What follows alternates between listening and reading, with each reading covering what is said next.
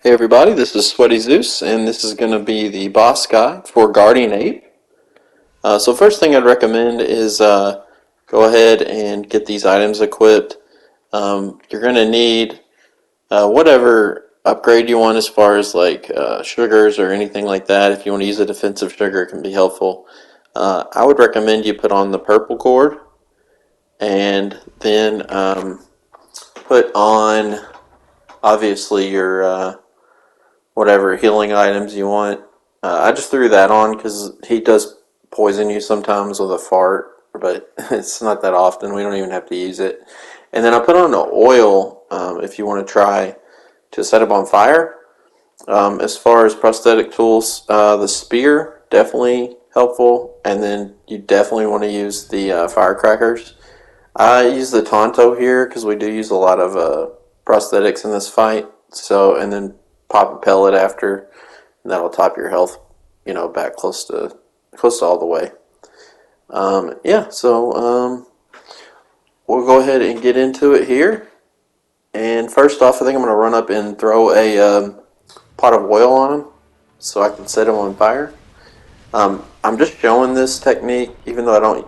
Yeah, I'll just show how it works. But if you have, first we're going to throw the sparks, and that will stagger him. We're going to wait till he falls, and then we're going to get up, hold to light the flame, and then if you have the upgrade, you can tap R1 to light your sword on fire with Living Force, and you can see just how much damage it does. It takes like almost probably like a third of his health bar. We get a little greedy there and get hit, but that's okay. Back up. And then we're just kind of running around waiting for an opening. You'll see sometimes he'll sit down, and that's when you want to throw the firecrackers. That was too soon, though. He's got a 20-second timer like all other bosses, so you have to wait 20 seconds before you use him again to stagger him. Now we staggered him, and you'll see he'll do a thing where he raises up before he falls. That's why we're stepping sideways. So we let him fall, avoiding it, and then we go into our combat art, which I use Ichimonji, as usual. When you get that kanji, it's going to be a jump. They're all going to be the same in this fight. Jumps, there's no Makiris or thrust attacks that need a Makiri. So when he does that and does a slow-mo, you'll get an indicator to grapple. We were too far away. It doesn't happen often, though. I would just watch for it if it happens. If you miss it, don't worry about it. So he does that move a lot where he'll kind of slap and then roll his wrist up and sit down. That's a good time a lot of times to throw the cracker. But you got to be careful. He does go into a move where he'll roll around right after, and sometimes he'll go in to throw the firecracker and get hit. So just watch for that. When you get the kanji and he jumps, you need to run towards the camera and jump to avoid the attack. That's his grab attack. Sometimes you can get in a quick hit after. See, there's the move right there, and that's a good time to throw the firecracker right after he lands. Here again, he jumps towards us, run towards the camera, jump away. We're going to stay locked on throughout the fight here. There's his move, and you can see that time he rolls back and forth. So instead of trying to get too close, we throw the firecracker a little further away. We let him fall, circling around to avoid, and then go into whatever combat art we have equipped. And we got an extra stagger there. Sometimes it'll happen where he'll get staggered again during the combat art. Same thing there. He jumps towards us. We jump away. If you get grabbed by that, it may take your whole health bar depending on how many prayer necklaces you have. So there's the sweep attack. You just jump for it. He's going to throw his poop. So run in a horizontal manner and jump. I know it looks like the jump wouldn't have mattered, but when it breaks, sometimes the fragments will hit you. And you can see there, I saw him coming towards us, so we threw the cracker and he kind of walked into it. We circle sideways, like always, then go into Ichimonji. You kind of get a little greedy there and have to jump out of it, almost get hit. There's the fart, is the poison that he just did.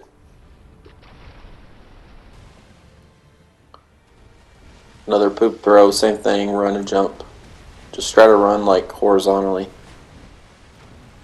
When he's doing the tantrum though, you want to stay away because it does a lot of damage. It'll get multiple hits usually.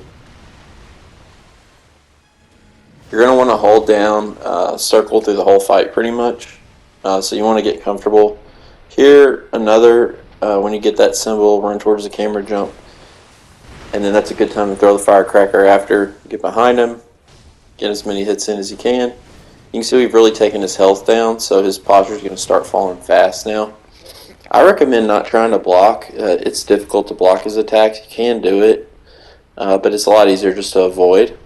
And like I said, if you can kind of I like to hold a claw grip where I'm using my pointer finger to hold the circle button, and allows me to hold it down and run throughout the fight. It's a little awkward, but you'll get used to it. There we throw it at a bad time and get hit. So we back up, because if he'd hit us here, that would have done us in. But when he falls on you like that, it does take some of your health. So you want to be sure he's not in any animation when you're throwing, or he's at least far away running towards you. The worst. There we go again. We circle around after a grab attempt and get a quick attack. Just go for one unless he's staggered. Here we go again. He's jumping at us. Jump towards the camera. That's a grab attempt. That's one of the main things you want to avoid. We just get one hit in, back up. Same thing. Jump.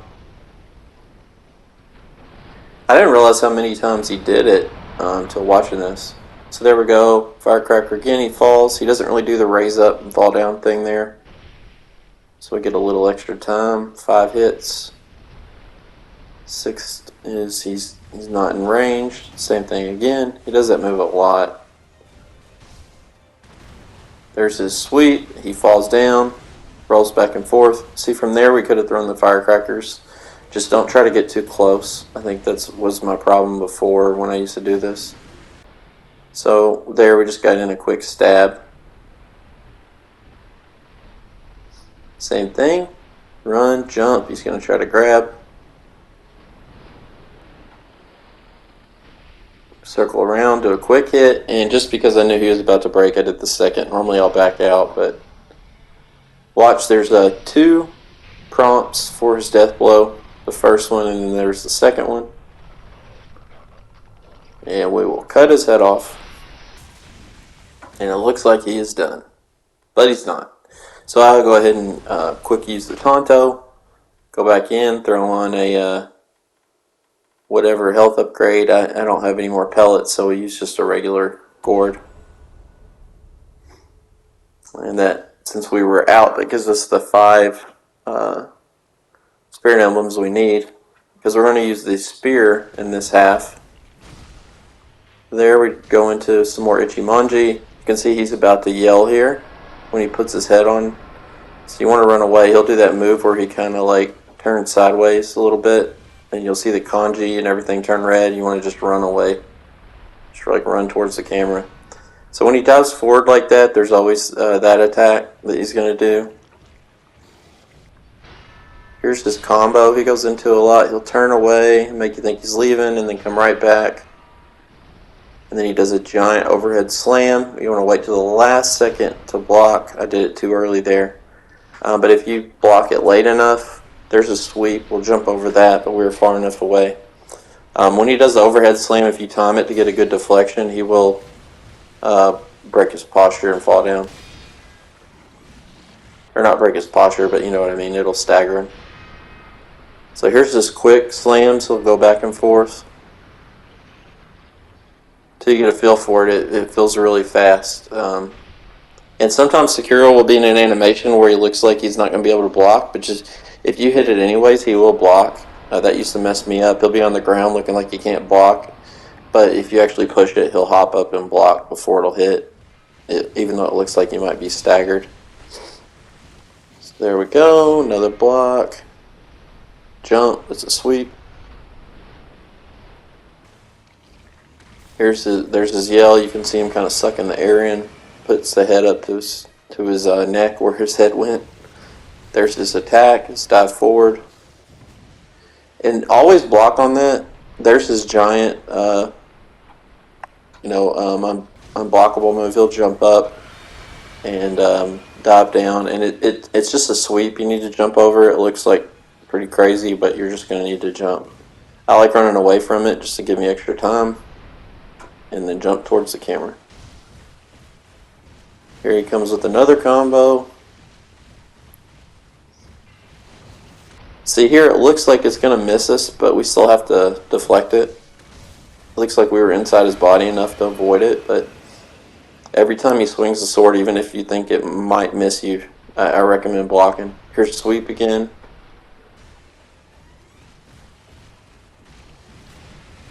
See, I'm still blocking even though I think it might miss me. Here's the big overhead slam. Block late. There we go. We broke his posture. You'll get that animation where we gather ourselves. Go right into the spear. Tap it twice. So tap R2 twice, and then you see pull out the centipede, and that does a lot of posture and regular damage on him. If you get that off like 3 times on him, he'll be done. Here's another one. Late. We time it correct. We're going to use the spear again. Yank up the centipede.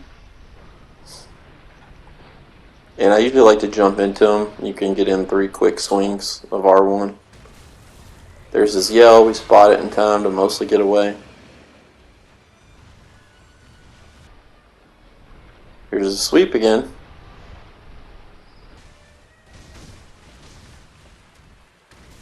There's his yell. We get away from that one completely. Here's his lunge attack. Again, it looks like it'll miss, but we deflect it. Here's his combo.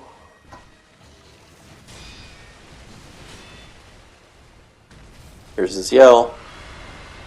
You get to where you have to kind of look for the tells, and you'll see him coming, but it is going to feel overwhelming at first. Every time he dives at you, that's what he'll do, though. Unless the kanji comes on, and then you jump. So, there's his yell again. You will take some chip damage on it sometimes, but as long as the purple's not built up, you should be fine as long as you're running away. Here's this big jump again. We're going to jump at the last minute. Jump over the sweep. Sometimes you can get in the quick attacks like I did there. Here's a big overhead slam. It's probably the last one. We're going to use the spear again. Got 2 more uses. And we're going to jump in and finish him off. There he goes. Be sure to, as soon as you see the red, keep tapping R1 so you don't miss the second one. Or at least watch for it. Because you can miss it and then you'll have to go back and break him again.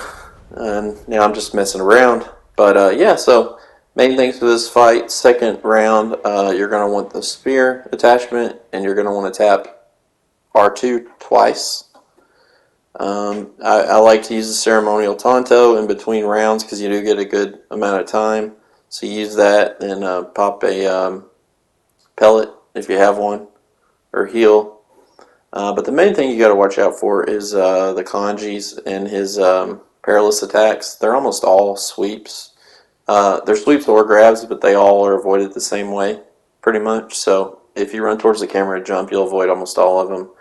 And then, like I said, you can use the flame tactic, but I think really using the crackers is better, and you'll run out a lot faster with the flame, but that's up to you.